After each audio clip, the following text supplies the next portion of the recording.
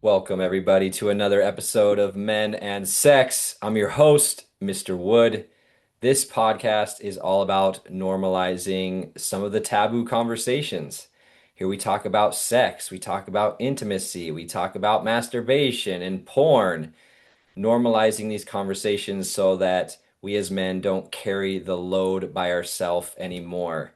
Today, I have one of my favorite guests, the only guest to be on 3 times on the podcast, a dear friend, a mentor, Phoenix Amara, a trained somatic sexologist, and someone that I have watched lead other men, and I have had my own profound experiences with Phoenix being led myself. Phoenix, welcome to the show. Thanks for having me here, Ian. As always, you're one of my favorite voices right now that is supporting men around topics around sexuality, intimacy, love. Yeah, it's really, really important the work that you're doing. So thank you for having me here. Please share anything else about yourself that seems important in connection to, I know you do a lot with sex, working with men, women, couples, all these things. Anything that seems pertinent to share with the audience before we get started. Yeah, I think I just want to share. I've been in this work for over 13 years now. I've been working with men, women, couples, groups of people. I'm really passionate about sexuality because I think it's one of the last places that we work on as individuals. It's kind of like one of the most taboo things that we can work on in society. It's one of the most taboo topics that never gets touched on in school, in religion, in spirituality. And we're at a crisis point in humanity where we can't continue to ignore our relationship with sexuality, and we really need to start addressing the gap that we have with education resources, just even normalizing conversations around it so that we can actually, start to have healthier relationships with our bodies, with pleasure, with intimacy, and our own relationship to sexuality so that we can actually thrive together as men and women on this planet. Yeah. There's a lot been going on lately. I know you know that. We're in the Yeah. year of the fire horse, and it's been fiery. We've got Epstein files that have just been pushed aside by world wars and moon landings. And now we've got the Rape Academy, and it's just been crazy. And there's been strong voices, really loud voices about men and they're monsters and they're terrible and sex is so bad and all of these things. And so, I think the listeners have to know, do women hate men right now? Are we the enemy number one? No, no, we love men. I love men. I think what's happening right now though is the revealing of a really big shadow collectively, which hasn't been addressed, and I think that that's until it gets addressed and until we start moving the needle towards healthier ways and patterns and conversations like this will persist, right? Because look at, the Epstein files, no one's been convicted. Nobody has been convicted of all of the evidence that's been released. No one's been convicted. With I think the Rape Academy conversation, I think one man was convicted from those Telegram groups. One. Yeah. Um, I just watched a documentary on this Mormon cult in Arizona. One guy got convicted, but they had to finally get like so much evidence. They had even an audio recording from the man himself saying that he was raping children with the Wow. fathers in the same room. I'm sorry, that's Whoa. graphic, and the police were like, "Oh, that's not enough evidence."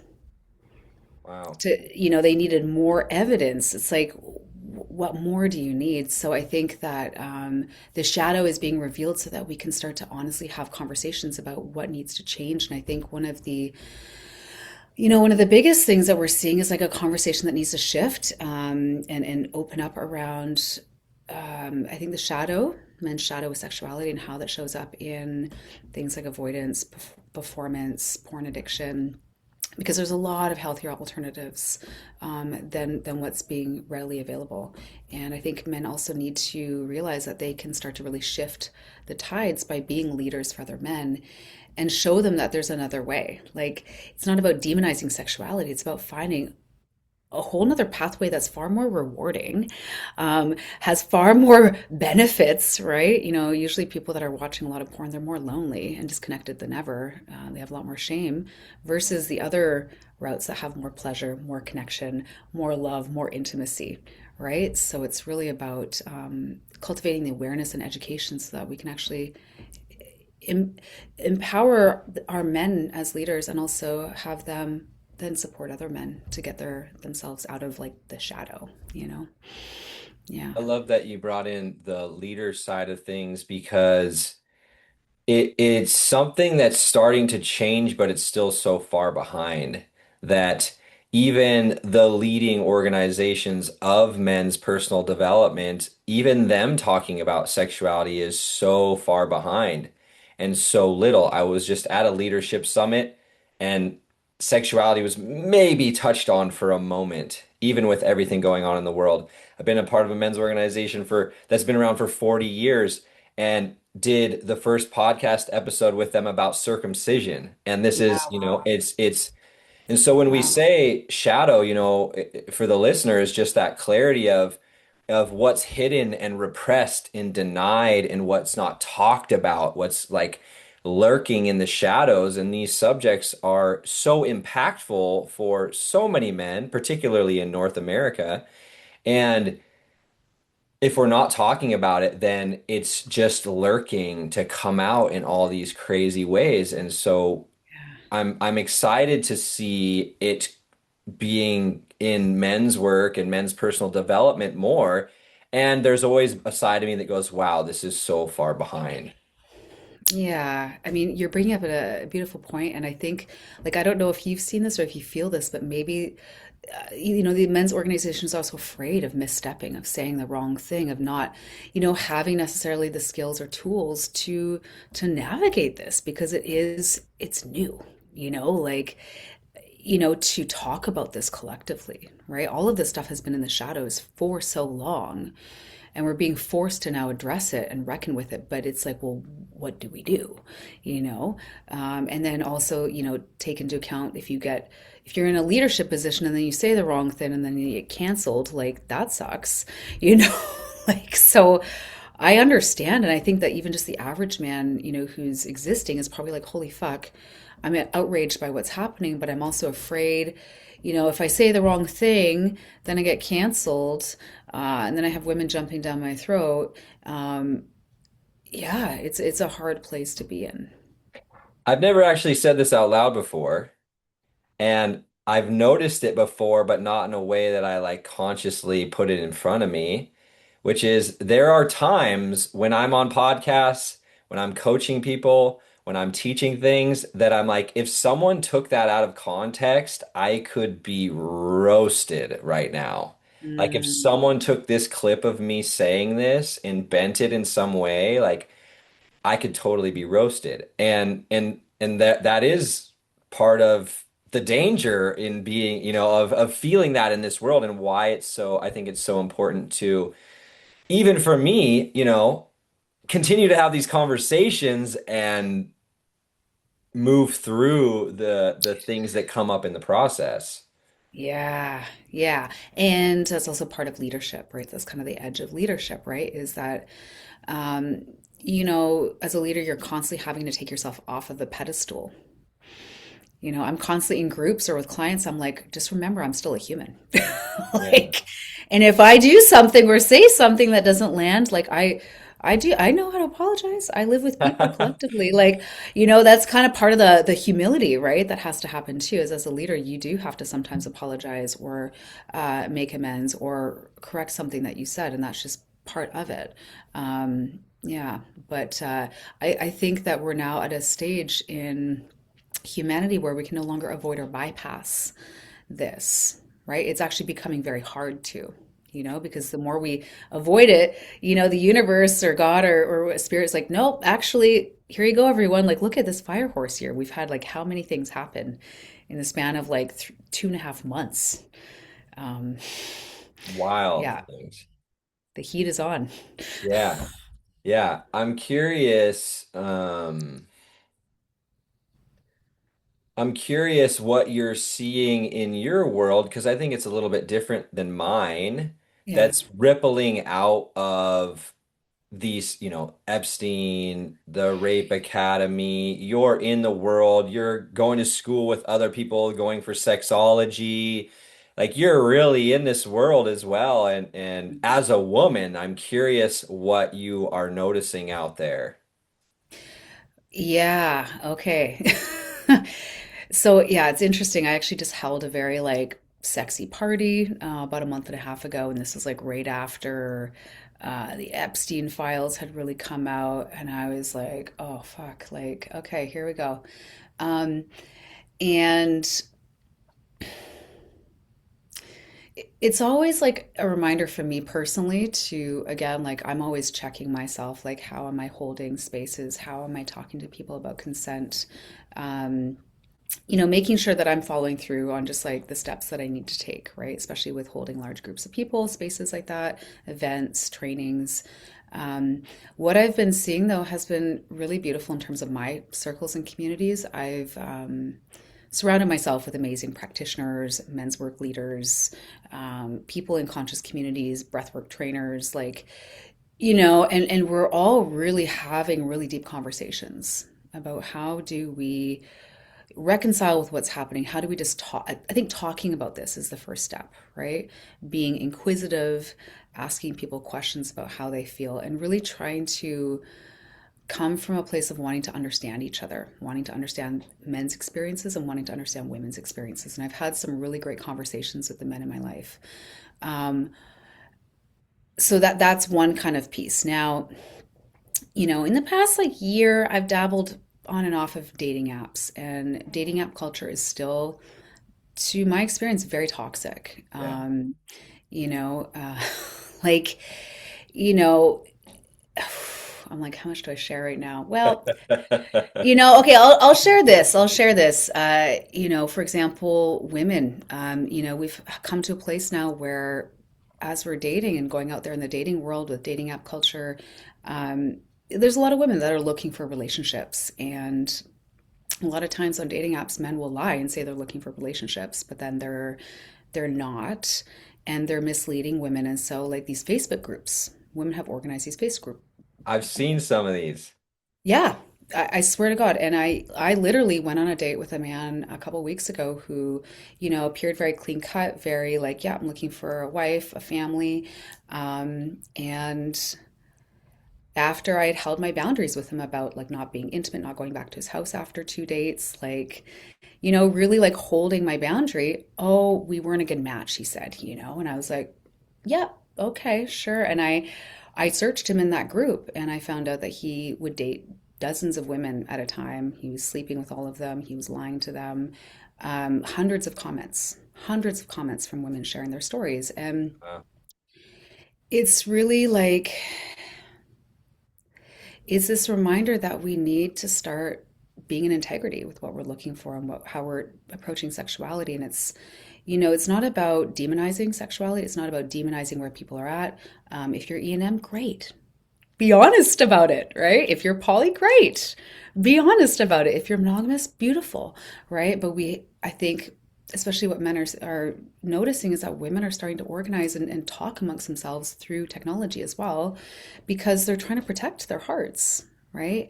And and so for men that are leaders or who are like, fuck, that sucks, like, who are listening to this, like realizing what the average woman goes through just in trying to date, right? Let alone, trying to watch herself from not getting raped, from getting drugged. I'm dealing with a case in our community with a man who serves DMT and it has apparently sexually assaulted a bunch of women. And now we need to hold him accountable as a community because, as we know, the justice system doesn't even do that, right? Like, so it's really like, I think these changes are incremental, and it's really about a man who has the awareness and understanding of how fucked up things are to really start galvanizing with other brothers. Yeah, about like how do you start holding spaces for conversations to support men, right? In their shadows, in their shame, in what they're struggling with. I still see so much, there's so much work to do with men's work. Like, Mm. there's so many men who need it. Like, there's only like so many men's groups, you know what I mean, in Vancouver, and they're starting to like take off. But just normalizing men's groups, I think, is a really big piece. Normalizing therapy, having conversations with your brothers. Like, I think that that's a really big key piece for men is starting to talk with each other about your feelings around what's happening, actually.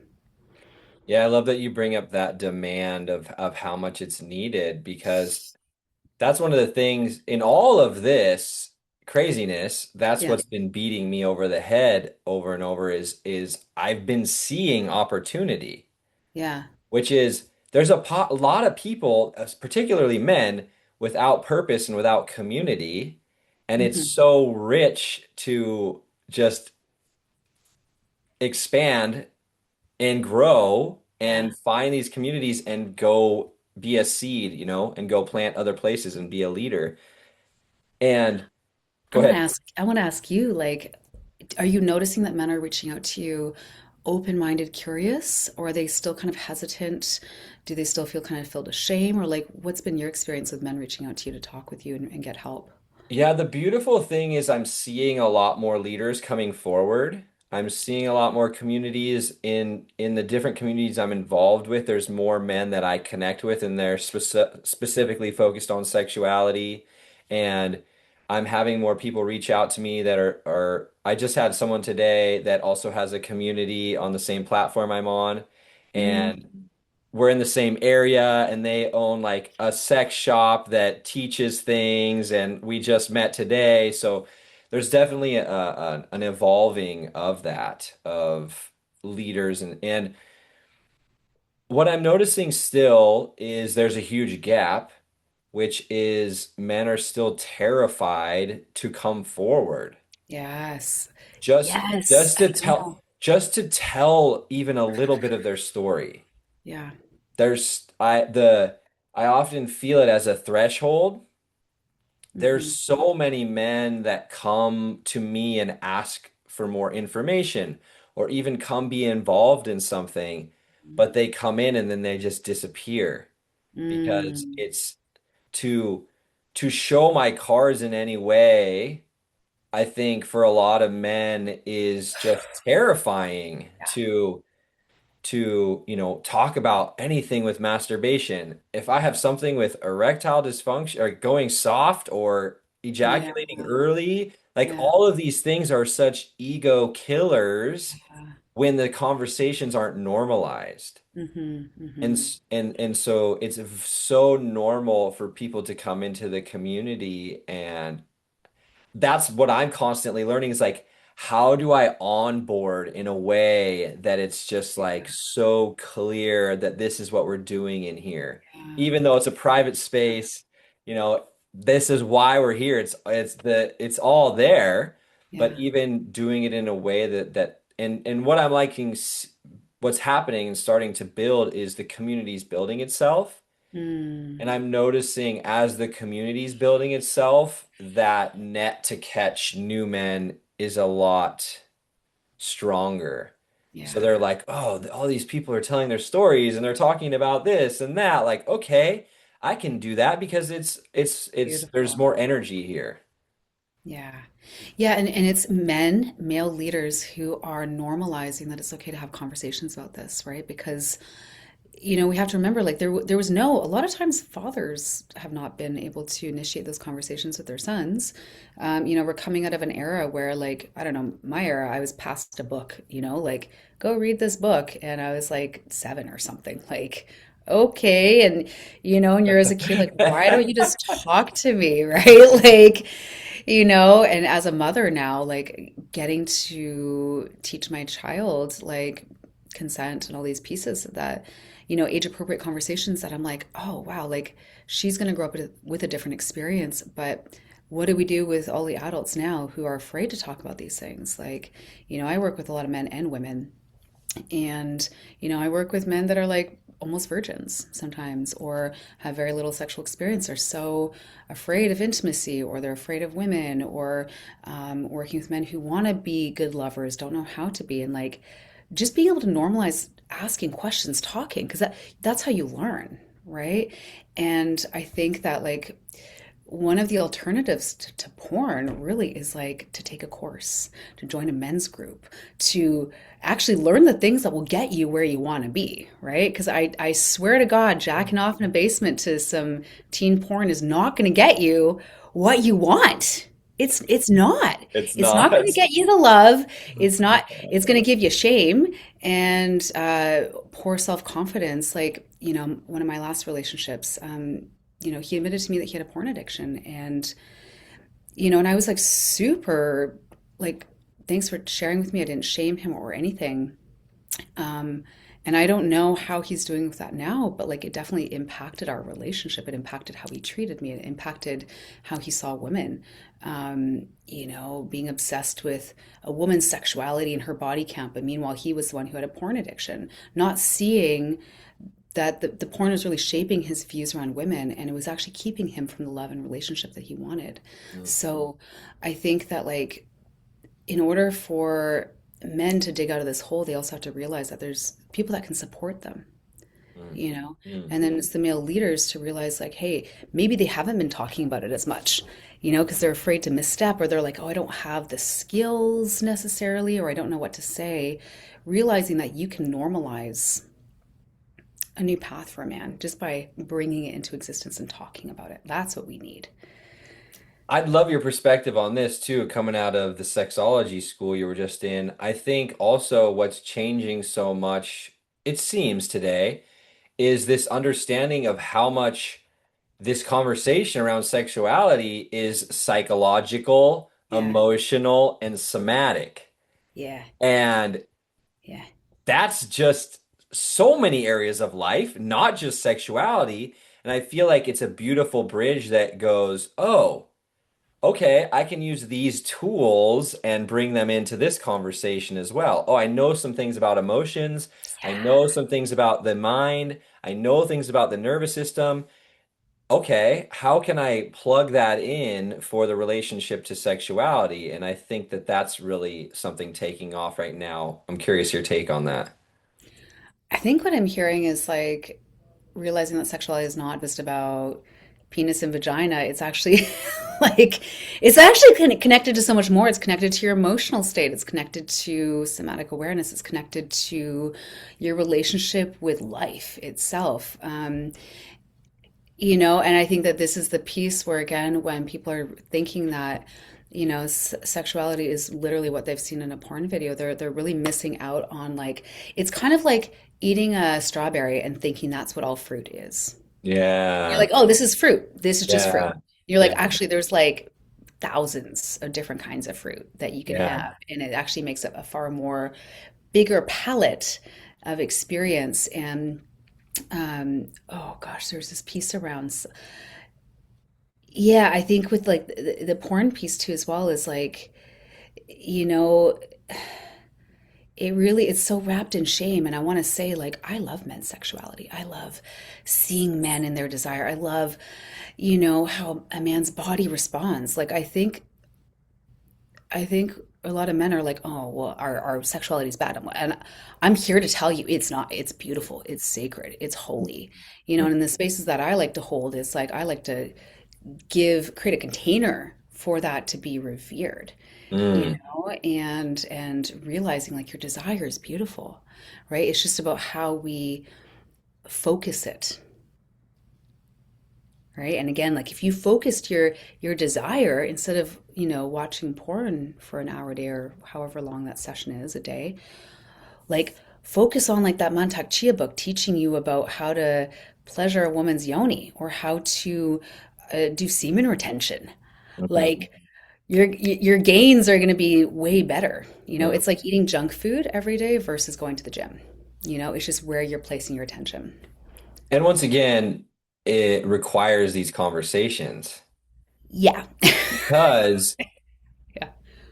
the way that so many societies today hold sexuality, that, the average age being younger and younger of when men are exposed to porn, that Mhm. it's just, it's a deep hole to climb out of when you're 11, 12, 13, 14 already watching it, Yeah. having no education, and you can't have conversations like this because there's just lines that are hard to properly navigate. Yeah. And so it's no small task what we're talking about. And once again, it's requiring asking more of adult men and women, all people that have been impacted in any way and they feel passionate about it. So much of my own journey is just the passion that I have from my own experience. Mm, And so it's calling what back to what I see an opportunity is it's calling adult men in particular for me in this conversation into a really beautiful avenue of purpose, of like having rich, deep purpose in life mm, that's can affect adults and affect the coming generations. And it's needed at such a magnitude. There's no way to have too many in our lifetime, you mm, know? mm. There could be whole academies started and everyone's flocking to them and there would still be space Yeah. for leaders that are guiding people in their relationship to sexuality and desire and pleasure.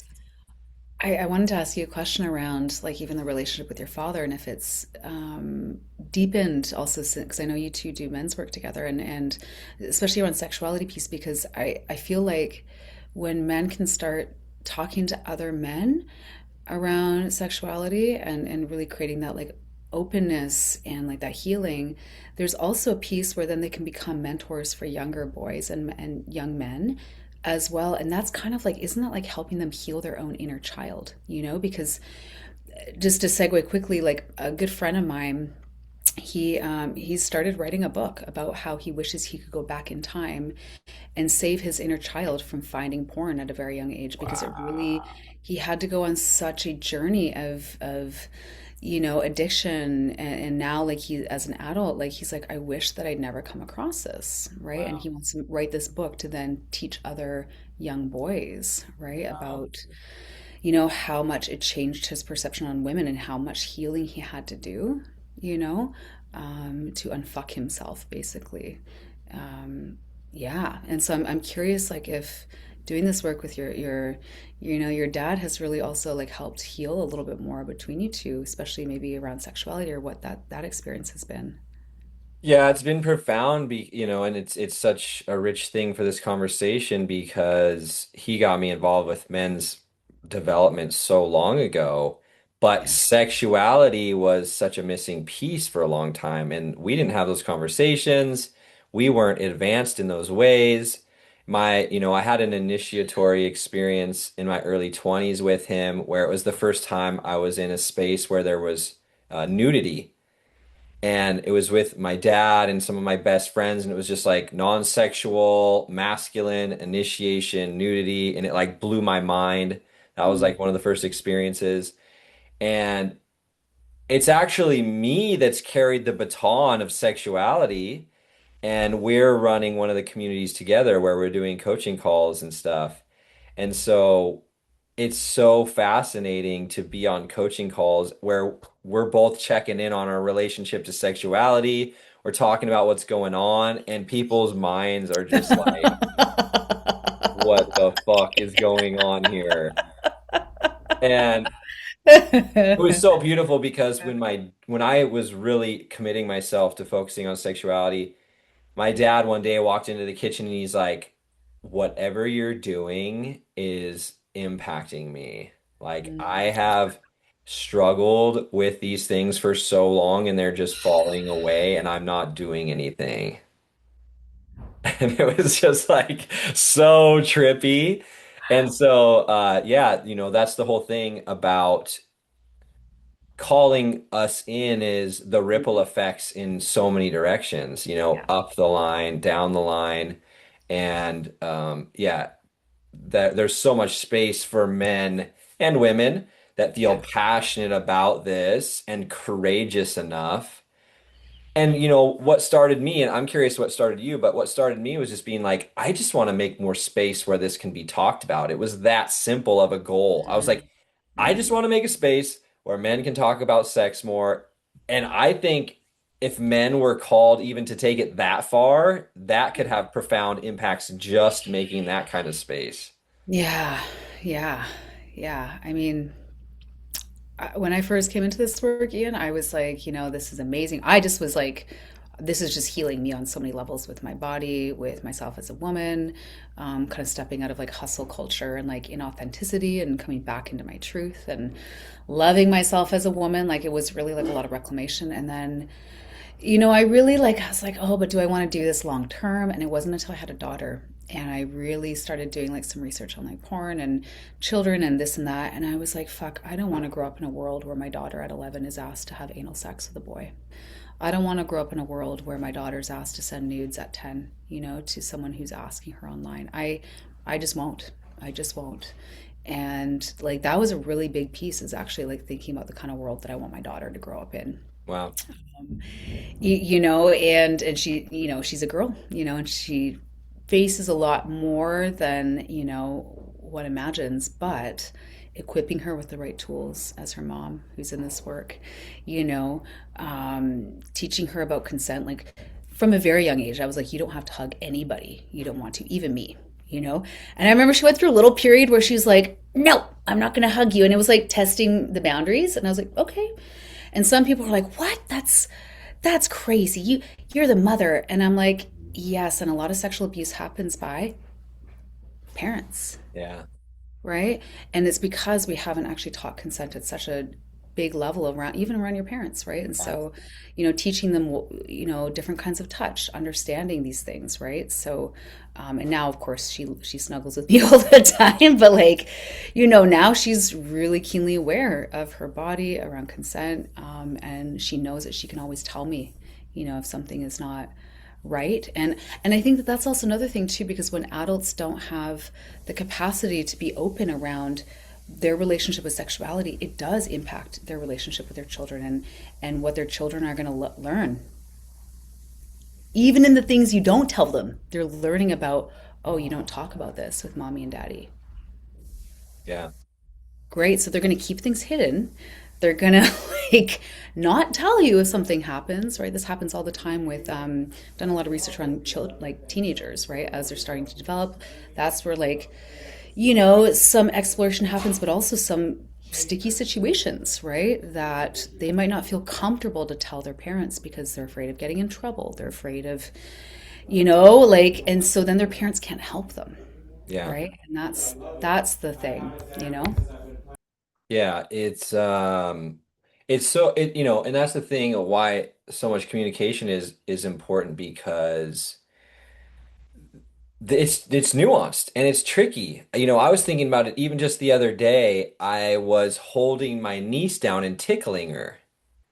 And I was like, okay, like what am I? I know that I'm loving and I'm just Yeah. being playful, but I'm also sending another message around power and like I'm not giving a lesson here. I'm just like having my way. And it's the subtleties of thinking about what I'm saying or not saying and what I'm doing or not doing and the impacts that this is the continual fine-tuning and sharpening of myself, Yeah. and why it's important to be around other leaders is to hear these things and to reflect on myself and be like, okay, where is there more room for Yeah. growth for me? Because there's always more room for growth. Yeah, absolutely. And once again, not coming from a place of I'm never good enough. It's just that there's always more room for growth. And as I grow more, I have more capacity, I have more experience, I have all these things that have a richer life. So I think that's what's so available in these spaces is the potential for richness Oh or yeah. wherever anyone is, from a men's retreat to a one-time experience to a tantra a weekend event to a party, a sexy party. Like I there's mean, so much richness if the desire is growth. and like, like as a man watching this conversation, for example, right? You can go and talk to another man and maybe he's talking about, I don't know, oh yeah, I watched this stuff the other day or this or that. Your one conversation with him where you maybe point out something or you mention something, you could transform that man's entire relationship for the better. You could potentially save his marriage with some information you give him. Literally through one conversation, one embodied act of maybe bringing some awareness to light, you know? And that's also what I love, right? Is that you can actually shift the ability for people to have better relationships, for women to feel more, more comfortable and safe around you, for, men to actually like trust you, to reach out to you and ask you questions, right? Hey, bro, I'm really struggling with something. Because, the thing I hear consistently from my clients, the male clients, is like they don't have anyone to talk to. They literally don't have anyone to talk to. They're like, my friends don't, we don't talk about this kind of stuff. And I'm like, okay. Even I was talking with a client yesterday, a male client yesterday, and he's like, I can't even talk about this stuff in my men's group. Like it, might be something to do with, he was saying like the fact that being in a men's group with all these men, maybe it's hard to talk about this and men to feel like they can voice their true perspective or opinion because they don't want to like something about status and power, right? Like, so it's like, wow, where do we start? But I do think it starts with men realizing that they can be leaders in their own right simply by having discussions, sharing on social media, being open around conversations. What does it look like to, I don't know, talk to your partner about sexuality? Even like, hey, where could we be deepening our sexuality together? Where could we be deepening our connection? It's funny, like a lot of men, some of my like earlier clients from a couple years ago, they were married in long-term relationships with women for 20 years, and they would come to me and they'd be like, yeah, we haven't had sex for 10, 15 years. And I'd ask them some questions, and yeah, they had a very like strong porn addiction. Okay. And they're wondering why their wives aren't wanting to like sleep with them. And I'm like, there's a lot of reasons why here, but like, great, celebrate that you're here with me learning. Mm. That's like the first step, right? Mm. Understanding what am I doing that's contributing to the situation.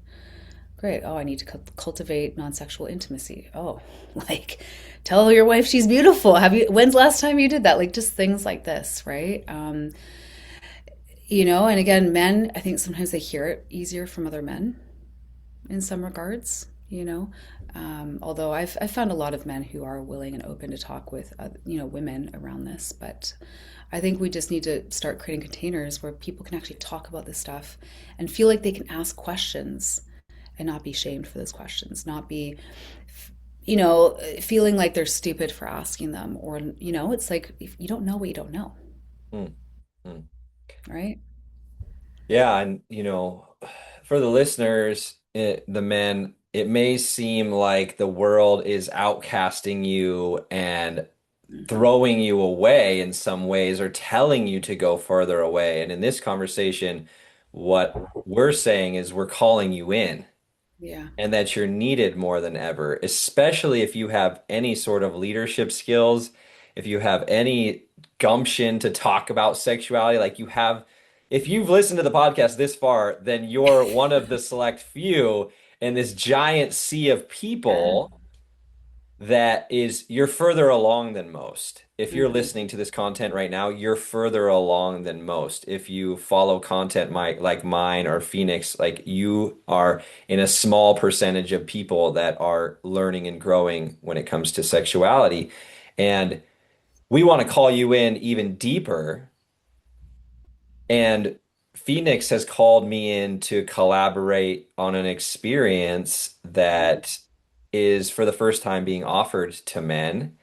And it's a path of leadership for men in the realm of sexuality, sacred sexuality work of all sorts of kinds.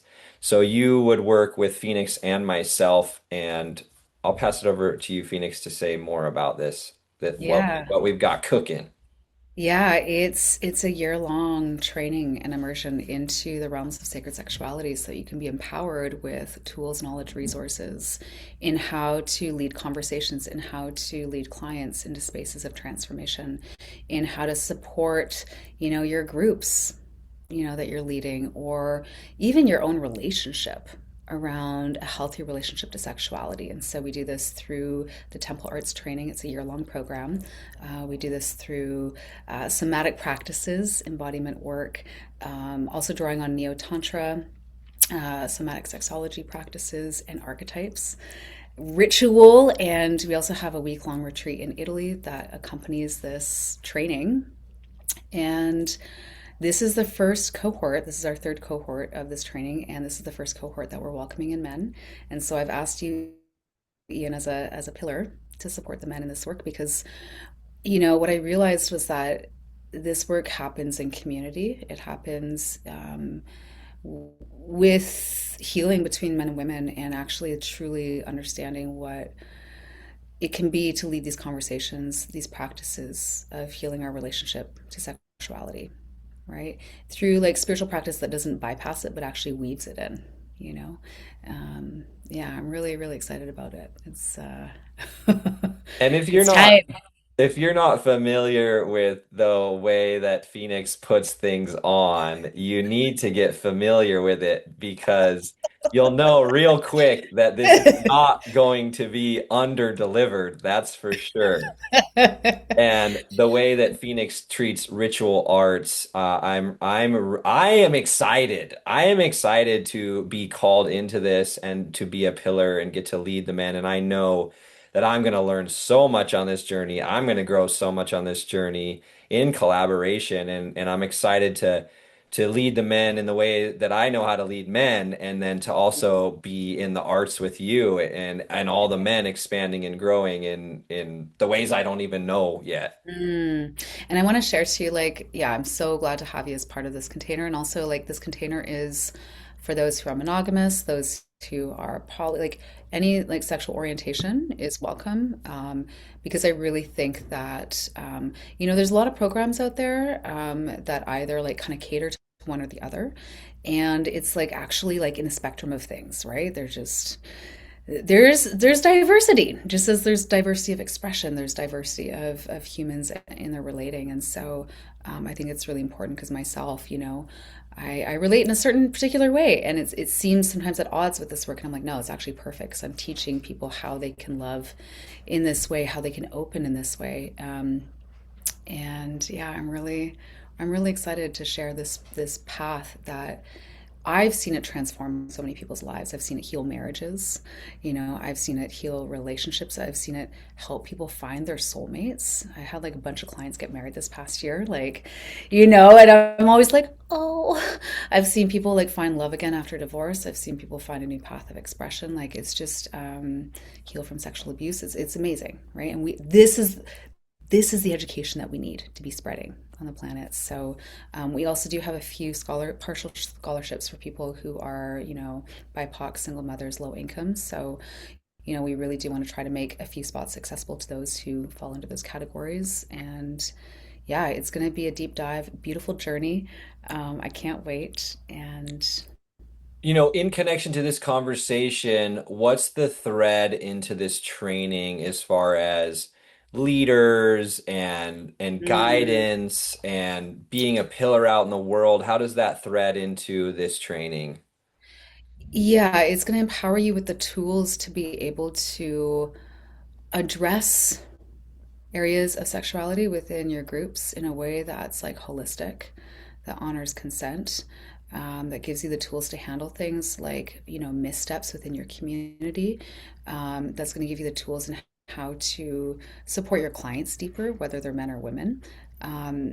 Because this is like the thing that we're facing right now is there's just not enough awareness in the world, right? Like how is it that, and I'm going to speak to the number, 62 million people are visiting a porn site per month, but they don't understand what semen retention is, or they don't understand, Yeah. like why they're tired all the time, or why they feel so much shame and guilt, or why they're having troubles finding partnerships. Like, I think the stats are showing like the all-time porn use is at an all-time high, but relationships, people in actual relationships is at an all-time low. Like, um,